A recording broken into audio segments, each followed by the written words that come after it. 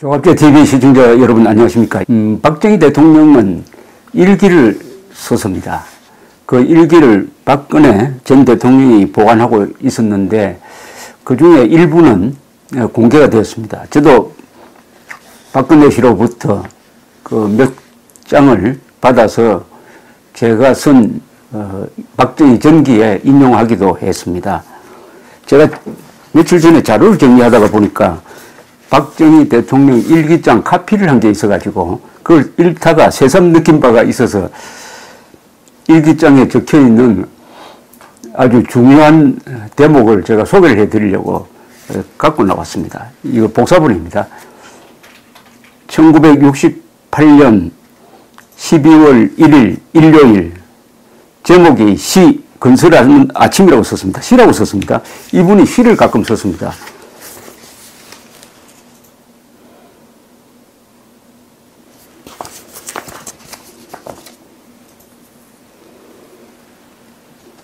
여기 한번 읽어보겠습니다.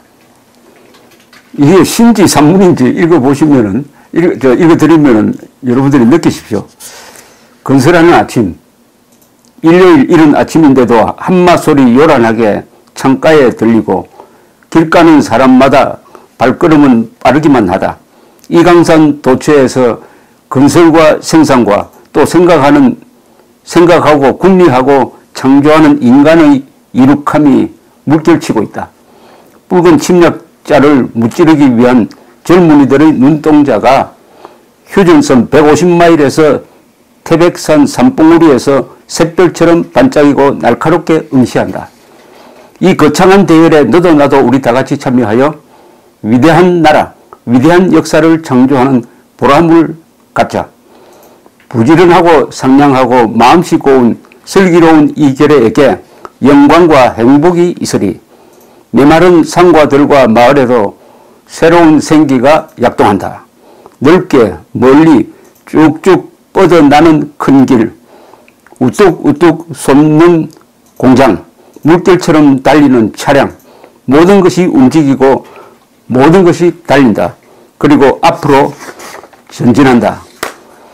5천년 만에 처음 보는 건설의 붐, 쉬지 말고 앞으로 달리자. 이 목숨이 다하는 그 순간까지 먼 훗날에 슬기로운 조상이 였다고 우리 후손들이 이야기할 수 있게끔, 위대한 조상이었다고 자랑할 수 있게끔 1968년 12월 1일 과로하고 일요일, 한자로 청, 맑다는 뜻이죠. 온, 따뜻할 온자를 썼습니다. 겨울인데도 맑고 따뜻한 날이었다. 이렇게 적었습니다. 어떻습니까? 아주 소박한 시라면은 이건 아주 소박한 시입니다. 소박한 이분의 대통령이면서도 오염되지 않은 영혼, 청탁을 같이 들이마신 부끄럼 타는 초인의 모습이 바로 저는 여기에 있다고 생각을 합니다. 이분의 일기장을 이렇게 뒤지다가 보면은 이런 아주 소박한 심정이 적혀 있기도 하고 1971년 1월 4일 시무식 해가지고 비망록이라는 뜻의 비망이죠. 해가지고 또 이렇게 메모를 한 대목도 있습니다.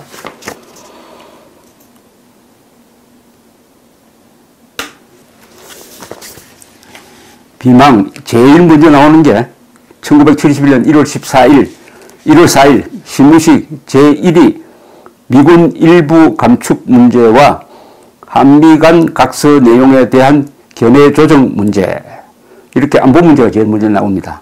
이 고속도로 연변 이용 문제를 연구할 것, 농진공 사업과 농업진흥공사입니다. 사업과 병행해서 추진한다.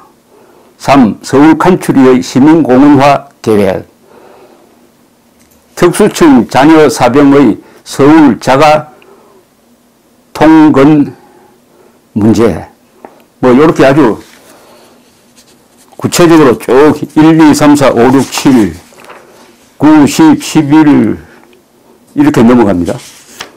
또 특히 경제 문제에 대해서는 별도로 32개 항목을 깨알같이 적고 있습니다. 이 중에서 소개해 드리려고 하는 게 하나 있습니다.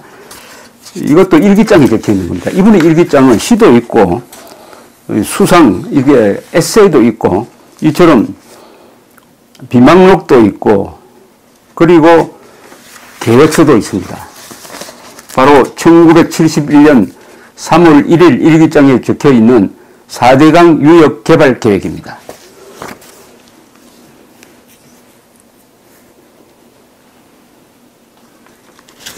4대강 개발하면은, 이명박 대통령 생각하게 되는데, 그것은 4대강 정비사업이고, 실제로 4대강 유역을 거창하게 종합적으로 개발한 사람은 박정희 대통령이죠.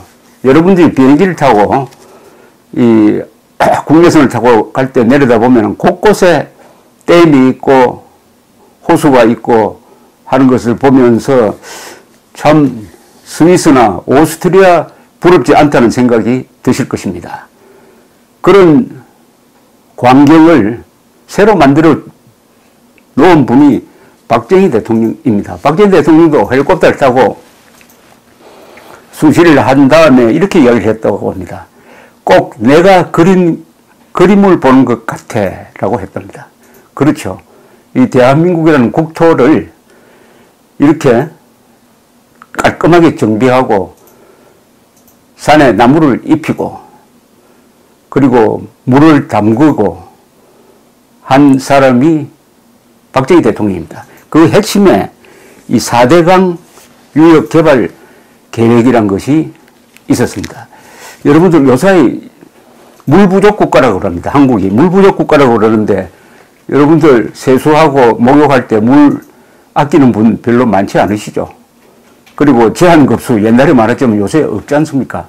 어떻게 이룰 수가 있을까요? 이유는 간단합니다. 바로 1971년 3월 1일 박정희 대통령의 수첩에 일기장에 4대강 유역 개발 계획이라고 써놓았는데 이대로 되었습니다. 이대로 되었기 때문에 댐이 많이 만들어졌습니다. 그래서 우리가 물을 담아서 쓰게 되었습니다. 한번 여쭤보겠습니다. 시청자 여러분께. 우리나라에서 가장 큰 인공호수, 가장 큰 댐이 어딘지 아십니까? 소양호입니다. 1970년대에 준공된 29억 톤을 담을 수가 있습니다. 두 번째는 어딜까요? 충주호입니다. 충주호. 1985년 무렵에 준공이 되었죠. 물론 계획은 다 박정희 시대 때 이루어졌습니다. 27억 톤을 담을 수가 있습니다. 세 번째가 어디냐? 세 번째가 전두환 대통령 시절에 지었던 이른바 평화의 댐입니다.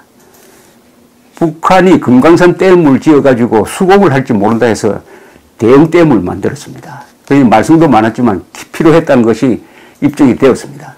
그래야 오히려 김대중 정부 때인가 거의 정축을 했습니다. 지금 그 댐 높이가 한 120m 되죠. 우리나라에서 가장 높은 댐으로 제가 알고 있습니다. 거기 물을 가득 담으면 25억 톤을 담을 수가 있습니다. 이게 빅3입니다.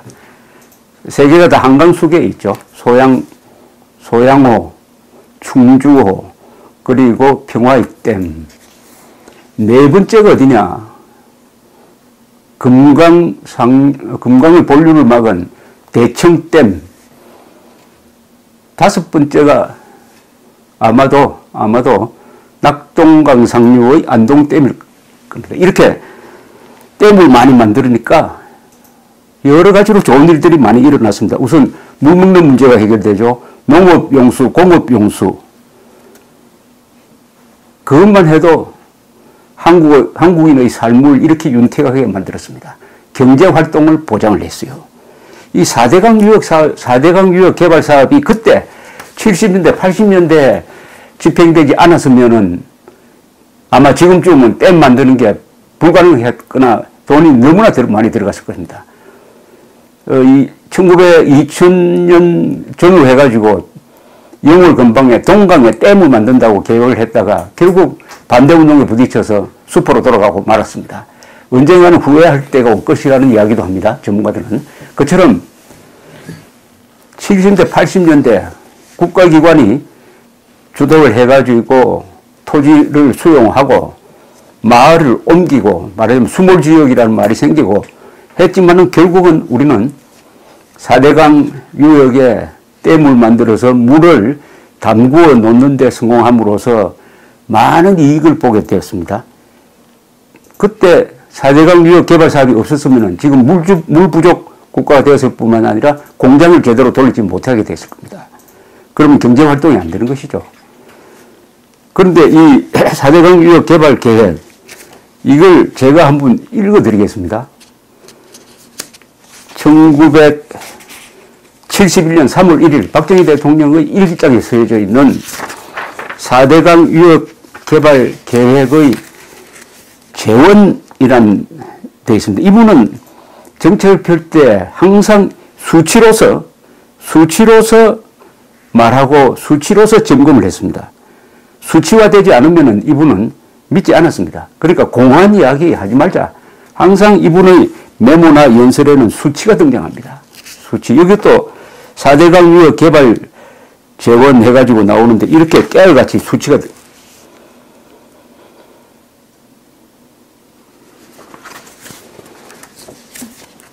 첫째, 1. 유역 인구 1876만 명으로서 전국의 61.7%가 이곳에 산다는 거죠. 4대강 유역입니다. 4대강이라 하면은 한강, 낙동강, 금강, 그리고 영산강입니다. 영산강. 면적으로서는 유역 면적이 6.2만 평방킬로미터로서 전국의 63.7%, 경지 면적이 124만 헥타르로서 전국의 53.8%, 그 가운데 논이 55.9만 헥타르로서 전국의 54.4%, 밭이 68만으로서 68만 헥타르, 전국의 52.8% 이렇게 적어 놓았습니다. 홍수 조절댐 11개를 만들어야 된다. 딱 써놨습니다. 용수 공급. 이렇게 하면은 용수 공급이 현재는 38.6억 톤을 공급할 수 있는데 110억 톤으로 2.9배, 3배로 늘릴 수 있다. 수리 안전답이라는 것은 요사이 별로 쓰지 않는 이야기입니다만은, 항상 가뭄이 와도 물이 저절로 공급이 되는, 현재는 70%지만은 4대강 유역 개발 사업을 끝내면은 88%로 향상이 된다. 그 다음에 상수도 공급 물이 현재는 175만 톤이지만은 이게 3배로 증가한다. 즉 527만 톤이 된다. 그러니까 거의 전 국민이 상수도 물을 먹을 수 있게 된다. 이런 이야기죠. 고급 용수는 현재 36만 톤. 이 사업이 끝나면은 5배로 늘어가지고 179만 톤을 쓸 수가 있다. 황폐한 산. 완전히 일소한다. 일소라고 써놨습니다. 일소. 그리고 미립 목지. 이것은 나무가 없는 땅이란 뜻이죠. 이것도 완전히 없앤다. 그 다음에 공사 기간은 10년으로 한다. 1971년에서 1980년까지 한다. 공사에 투자되는 돈은 3,140억 원. 3,140억 원. 얼마나 이게 돈이 적게 들었습니다. 여러분, 3,140억 원이라면요. 지금 서울 시내 큰 빌딩 하나입니다. 그리고 전보 비행기 한 대 값입니다. 물론 물가 상승률 감안하더라도 70년대에 조기에 투자를 했기 때문에 최소한의 경비로서 최대의 이익을 보고 있다는 뜻입니다. 내자 2,565억 원, 나머지는 외자를 유치해서 한다. 식량정산 효과가 336만 석이나 된다. 이런 거대한 꿈을 가지고 집행을 했는데 놀라운 사실은 여기 박정희 대통령이 메모한 그대로 됐습니다. 그대로 됐어요. 그게 대단한 거 아닙니까? 이렇게 메모한 그대로 이루어졌다는 겁니다. 국토를 개조해가지고 좋은 방향으로 개조를 하고 사실은 환경을 더 윤택하게 만든 것이죠. 물이 담기면은 거기서 생태계가 생기는 겁니다. 우리는 4대강 개발, 댐 만들면서 산림 녹화도 동시에 하고 그리고 발전도 하고 공장에 물을 대고 집집마다 상수도를 대고 농토에 농업용수를 대고 그리고 살림은 더 울창하게 만들고 또 관광지로도 조성을 하고 충주호가 얼마나 멋진 관광지입니까? 지금. 그래서 그 결산을 해보면 이렇습니다. 여기 아까 제가 계획을 읽어드렸는데 민족문화 대백과사전에 들어가 보면은 이렇게 적혀 있습니다. 4대강 유역 개발 사업이 얼마나 성공했느냐. 첫째, 홍수 피해를 50% 줄였다. 내수 피해 상습지 138곳을 없앴다. 한강유역에는 소양강 댐 외 한 개의 다목적 댐을 건설하여 초당 75 세제곱미터의 갈수량을 177 세제곱미터 입방미터로 늘림으로써 즉 한강의 유량을 약 3배는 늘렸다는 겁니다. 3배는 늘렸다는 거죠. 낙동강 유역에는 안동댐을 비롯하여 합천댐, 임하댐, 대천댐을 건설해가지고 157만 9천 입방미터의 상수도 용수와 159만 입방미터의 공업용수 공급을 하고 있다. 금강유역에는 대청댐을 건설하고 영산강 유역에는 장성댐, 담양댐, 대초댐, 동복댐, 영산강 하원을 건설했다.